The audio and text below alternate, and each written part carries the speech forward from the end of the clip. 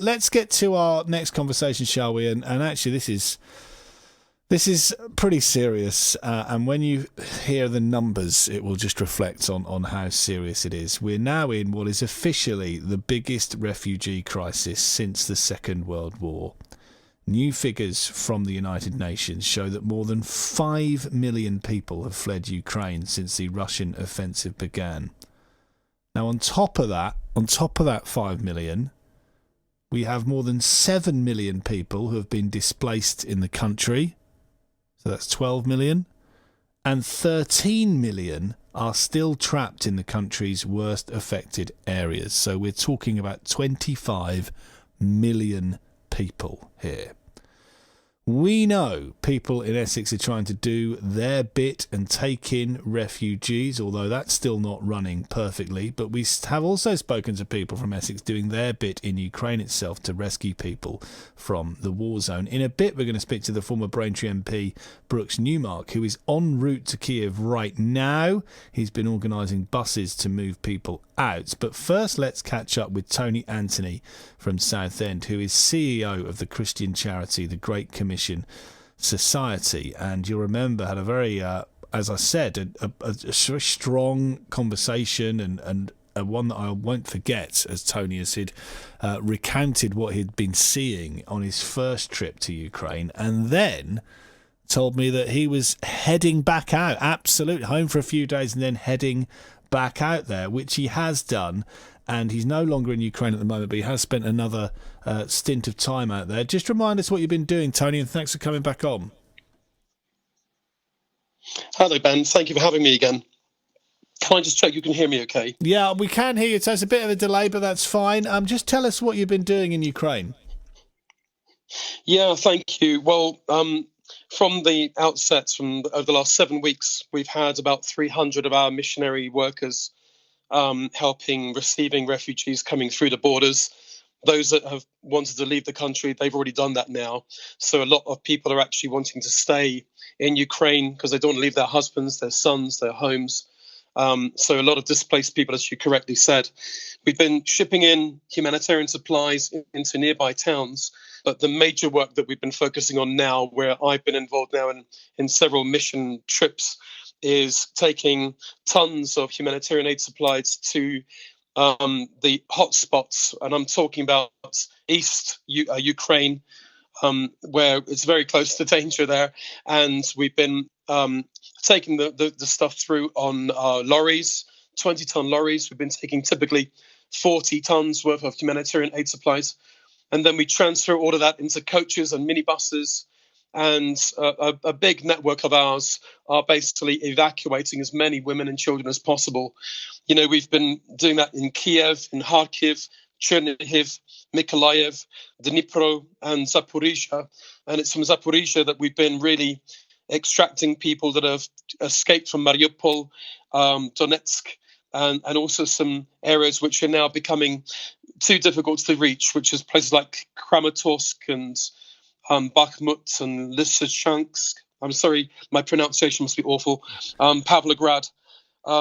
So from the beginning, we've evacuated 57,000 people, not out of the country, but certainly to other parts of the country. And we've distributed 850 tons of humanitarian aid supplies. You're not in Ukraine at the moment. You have gone back out there, though. What sort of things did you experience whilst you were out there the second time? Yeah, well, I only got back a week ago. Actually, right now I'm with a mission team in South Africa. We're doing work, social justice work in prisons and schools. I'm only here for a short time. The last trip we had, we were able to take in 44 tons of aid, and we evacuated 508 people, of which 110 of them were children. It was heartbreaking because we ended up in Zaporizhia, and that's 130 kilometers from Mariupol, but only 35 kilometers from where there's Russian presence.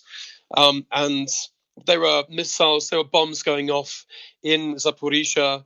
Our team saw them coming down, there's a great reluctance now of people wanting to leave. There's great resilience. They want to stay in their country, that with all these missiles going off and homes being damaged, train stations being blown up, they all went to the local primary schools and churches. And so we turned up with all of our coaches and minibuses and collected people. And of course, we only have a limited number. So many mothers, they decided to stay behind, put their children on the coaches. And honestly, I didn't know where to put myself. I wanted to go and cry my heart out. I've got no right to do that when there's a mother making such a decision. And when you're just watching the mother, watching the coach drive away, oh my goodness, this is awful. But our network are making sure we're keeping people connected. We're connected with so many refugees in the western part of Ukraine. And also, at the moment, we were receiving so many regular reports of rape and violent crime and murder from people that have managed to get away from Russian-controlled areas. People are dying every day. And, my team are reporting more mass graves being discovered in Ukraine as relatives are just trying to identify their loved ones in areas like Ipo and Busha and Mariupol and other areas. And it's quite horrific. Well, now I got quite ill because we were doing lots of traveling. You can imagine from 𝗕𝗕𝗬𝗘 to Zaporizhia is a 14-hour drive. And we got to get there within the curfew times, so we get there in time so that we don't get into trouble, passing all the military checkpoints. 14 hours there, we barely get 3-4 hours to sleep. I can assure you, none of us are sleeping. And then the next morning, we get up and we do the quick unload of the supplies, make sure that the end user are getting the food, and then we're turning up at the schools and collecting the refugees, and then going back 14 hours. So I got myself a bit tired. I got a nasty chest infection, and I got COVID as well, but I'm now negative, which is fine. Lost my voice a bit, but we're now preparing for a major campaign, especially as the whole invasion is escalating. So my team are trying to get 40 large vehicles. We want 20 coaches, 20 minibuses, and we're going to be taking out 80 tons of humanitarian aid supplies. We're talking about long-lasting food, hygiene products, which are becoming so important and needed. And we're going to go as close as we possibly can in the early part of May. It's been a big fundraising operation to just pay for the fuel, to hire some vehicles. Drivers, in fact, there are so many drivers, they're not willing to go as far as we are willing to go. But we've got a good team come together now, and we've done this many times, and so that's where we're at the moment. It must be quite a burden on you. I mean, you're talking yourself there, Tony, about physically and mentally how this is affecting you and your team, but it doesn't even begin to scratch the surface of the stories you've been describing of the mothers giving their children to your aid workers to take them to safe haven. There are no words. There are no words for it. And even when we take a couple of photos, videos with permission, we're so reluctant to post these things on social media. There's some things that should not be seen, but it is heartbreaking. But what's lovely is that my network, I've been working for the last 20 years with people from the Slavic community based in the United States and other countries. And of course, they're speaking fluent Ukrainian and English, as well as some other languages, which are terribly helpful. And it's great when there's also a female presence, because a lot of the drivers, you would imagine, are all men, and there's mostly women and children, and they don't know who we are. We've got signs, and we're connected with local churches, and there's a degree of trust that's built. But it's great when they can speak to somebody in their own language, to see that's a Ukrainian lady from one of our teams talking and explaining, and of course, the nice thing is to avoid human trafficking with the Ukrainian governments. There, everybody's being registered, taking down their details, their photo, and we are registered as well. We're about to be registered as an NGO as well in Ukraine. Also, that the doorway is only opened up for that, and we're doing our best. We'd love to get some help from the United Nations fund as well. So doing our best there, but. At the moment, the challenge has been to, I think mainly funding for the fuel and the vehicles. It's been great to collaborate with so many organizations.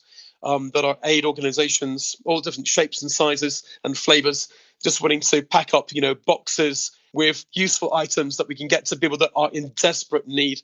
And of course, the groundwork, well, we are there on the ground doing it, going backwards and forwards. In the next campaign, we can hold about 1,500 people in all of our vehicles. We want to do 2 round trips. So I expect it'll take us about 10 days. We don't know when. It's dependent on the security situation. But we're looking to, we've got great contacts in Ukrainian military intelligence that are giving us advice as to what are the ideal humanitarian routes going in and coming out, and as well as our collective intelligence on the ground of people that are, in contact with people from town to town, village to village, and so on. So we hope to rescue 3,000 people, God willing. So we need a lot of prayer, a bit of money, and some courage. We're not really thinking too much about it. We're thinking more about these mothers and children that are trapped over there. But what our efforts are, I think, one of the most ambitious that are being conducted in the east of Ukraine right now. Tony, I will leave it there. Safe trip back from South Africa. Are you heading back out to Ukraine again when you get back from South Africa? Yes, as the teams are assembling all the program, the vehicles, I should end up being there even the 1st or 2nd week of May. So, yeah. Running back into it. Thank you for joining us. It's Tony Anthony from Southend, who is the CEO of the Christian charity, the Great Commission Society. And you can hear just how much of an effort he and others are putting in to help those in Ukraine. 5 million people have fled. 7 million have been displaced. 13 million are trapped in the worst affected areas. It doesn't bear thinking about. 11:23.